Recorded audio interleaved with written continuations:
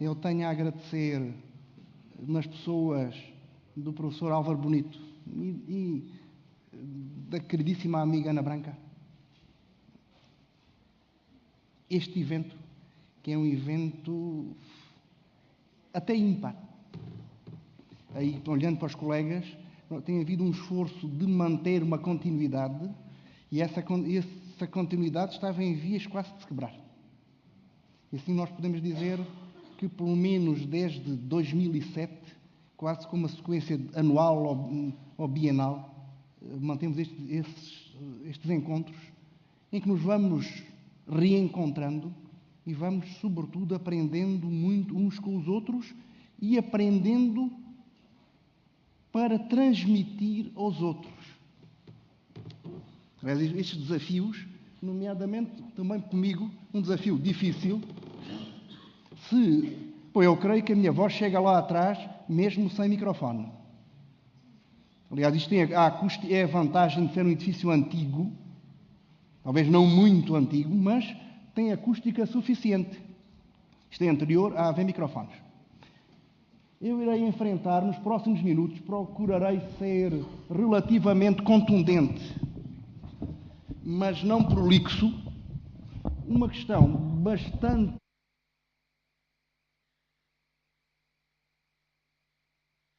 do turismo, que doutrina jurídica efetiva de direito do turismo, que não de legislação turística, entre nós é muito limitada.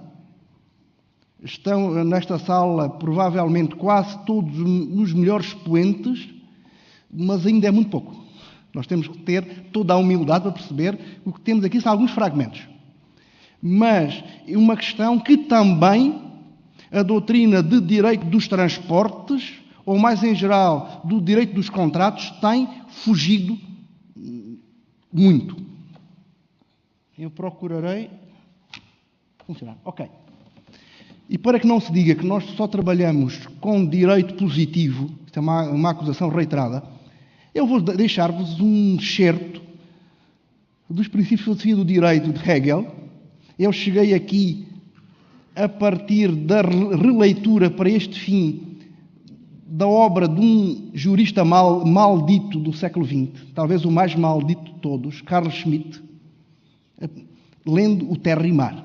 Quando Schmitt trata, até simbolicamente, da relação dentro do direito privado, entre o mar, contrato, e a terra, propriedade, e depois acrescenta, literalmente anota, uma ligação entre mar e rio. Para mim também foi um clique. Aliás, um clique de tal maneira que a certa altura eu decidi subverter o que está no resumo e até alterar o título da comunicação. Bem, problemas grandes e têm que ver, essencialmente, com a teoria das fontes. O legislador português nunca tratou dos contratos de transporte fluvial de pessoas, nem da responsabilidade contratual, e esta contratual ligada a esses contratos. Como também ou essa atividade, como também maltratou, ou muito pouco tratou, até do transporte marítimo de cabotagem. Mas eu recordo-me que na primavera de 89, uma das primeiras coisas que escrevi e publiquei foi sobre responsabilidade civil por acidentes ocorridos dentro dos portos, que contém aí alguma ternura. Mas qual é o problema para juristas e não juristas? Explicitamente, o nosso legislador do Código Comercial de Veiga Beirão, seguindo a linha do Código de 1888, seguindo a linha anterior, que vinha já de Ferreira Borges, 33, que seguindo a grande bipartição das ordonanças de Colbert, temos uma coisa é comércio marítimo, outra coisa é comércio terrestre. E transporte fluvial é terrestre. É terrestre, mas não há regulação.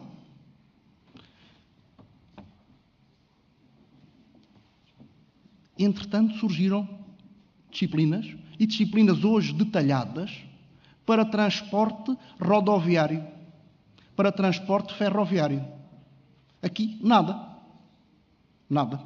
Quer dizer, temos uma separação quase radical entre o terrestre e o marítimo. O marítimo era regulado no Código Comercial, num conjunto de 10 artigos. Creio que se consegue ler. Eu parto do princípio que todos os que estão na assistência estarão alfabetizados. E eu abster-me-ei no máximo de ler. Mas nós tínhamos uma disciplina até 1986 sobre o transporte marítimo de passageiros. Essa disciplina relativamente modernizada tem uma mudança de descodificação a partir daí, que é que temos, mas o que é que se faz ao transporte fluvial? Bom, diga-se a bem da verdade, como nos foi explicado, que há uma década atrás o transporte fluvial de pessoas, e não estou a pensar sequer no Tejo entre as margens, mas o transporte fluvial de pessoas era residual. Ou seja, o legislador não se preocupou, muito menos a doutrina. Aliás, se os colegas procurarem a literatura sobre transporte terrestre, é frequente até há poucos anos nenhuma referência. Alguns dizem, bom, e o fluvial? Mas a partir daí, zero. Quando os números de 2014 referem 600.000 pessoas transportadas no Douro, deixou de ser uma curiosidade. Passou a ser algo relevante. E ser algo também juridicamente relevante. Neste slide há um ensaio de reconstrução. E nós temos que assumir uma realidade fragmentária. Eu não tenho as certezas ideológicas do Sr. Secretário de Estado. Antes as tivesse, dormiria muito mais descansado, pensava que pronto, tive a minha epifania e já estou garantido. Nós precisamos, metodologicamente, de trabalhar com fragmentos. Aliás,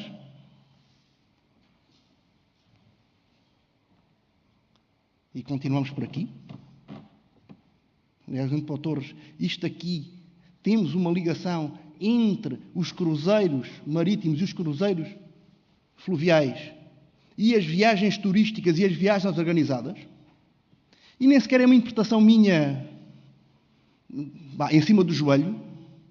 Se nós olharmos para a disciplina do contrato de viagem organizada a propósito da cessão da posição contratual no artigo 22, temos um prazo diferente para os cruzeiros. O legislador assumiu como cruzeiro. Ou, se formos ao Decreto-Lei de 86 sobre o transporte marítimo, chegamos ao artigo 21 e encontramos os cruzeiros regulados enquanto viagens organizadas no quadro do sistema da CCV, da Convenção de Bruxelas de 1970. Que, aliás, a Convenção de Bruxelas que não chegou a ser ratificada entre nós, mas foi aplicada para os cruzeiros em 86. Mas continuando, e tentar dar assim algum apor, um contributo. Não é viável procurar um sistema no sentido de eliminação de antinomias, de integridade, que nos leva a ter de pensar para além de relações de hierarquia ou mesmo de relações entre geral e especial. ou até eventualmente relações entre geral e excepcional. O que é especialmente importante se pensarmos em termos de responsabilidade civil e de objetivação da responsabilidade. O que é que nós podemos fazer? Proposta, aqui, ir até ao pensamento do professor Erich Jaime de Heidelberg, com a teoria do dialogue des sources, que ele usa muito em francês, mas se quiserem, Quellen Dialogue, se você soa bem, coisas jurídicas, falarem alemão. Mas pensar que é a partir de princípios ou de tópicos, e, doutor Machado, podemos encontrar alguns tópicos relevantes, ainda que de forma residual, no decreto-lei que aprova as bases das políticas públicas de turismo, que não é uma lei de bases, que não tem a relevância no sistema da lei de bases. Estou-me a recordar até dos nossos debates no ISCAD, quando está em janeiro de 2010, mas pode ter algum sentido enquanto permanecer e enquanto ponto de partida argumentativo. Ou seja, vamos ter que trabalhar com o fragmento. O problema é que nós temos algo de novo. E temos algo de novo desde 2010. Quer dizer, seguindo uma política legislativa muito clara, a União Europeia, a partir do regulamento de 91 sobre o overbooking aéreo, atualizado, depois foi explicitamente, estamos no âmbito da política comum do transporte, é bom pensar isto, não estamos a pensar em consumidores, não estamos a pensar em mercado interno e serviços, não estamos a pensar no política agrícola comum. Digo política agrícola comum, porquê? Porque no plano europeu, o influxo não foi do turismo no espaço rural e lá dentro do agroturismo, mas veio desde a reforma da PAC de 88 via agroturismo e fontes alternativas de rendimento. É preciso pensar as coisas. A evolução legislativa em Portugal, tendo começado no início dos anos 80 pelo turismo de habitação, foi até anómala em termos europeus comparados. Mas, tentando continuar, dentro da política comum de transportes, foram surgindo regulamentos, foram tratando questões de informação, de acessibilidades e de salvaguarda dos direitos dos transportados. Também, uma outra via foi da incorporação da Convenção de Atenas sobre responsabilidade. Inclusive é na responsabilidade nos cruzeiros marítimos. Atenas, com a redação de Londres, que Portugal nunca chegou a ratificar, mas que entrou via regulamento aqui em 2009. E este regulamento, o 1117 de 2010, é um regulamento que explicitamente encaixa na diretiva de 1990 sobre viagens organizadas. E encaixa explicitamente. E já me fizeram sinal. Não, aliás, podemos até dizer, que é uma das conclusões, que neste regulamento, onde surge,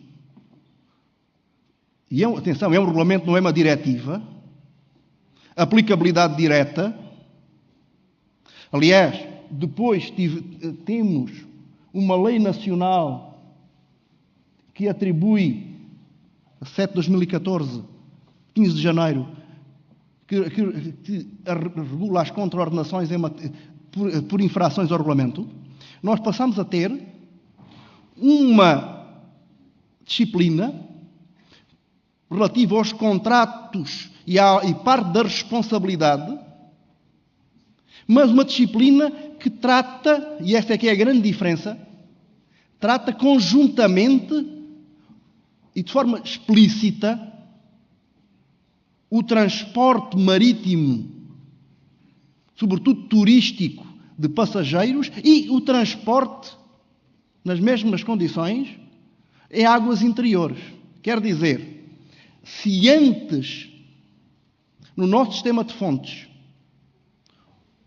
o transporte fluvial de passageiros e os cruzeiros ficavam num semivazio, é que nós teríamos que servir, quase literalmente, a partir de alguns aspectos, nem daria, face a essa bipartição do marítimo face ao terrestre, de aplicar analogicamente, para aplicar analogicamente o decreto-lei de 86 sobre o transporte marítimo de passageiros, porque eram duas coisas que o legislador fez questão de separar.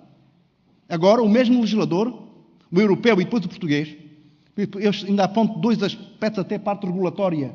Quando o Instituto da Navegabilidade do Douro é incorporado no IMTT e depois no Instituto da Navegação e dos Portos, e depois no IMTT, no MT, juntou-se com o IMTT e depois deu o IMT. Ou, coisa curiosa, quando a DOCA Pesca, já muito recentemente, passa a ter competência também na regulação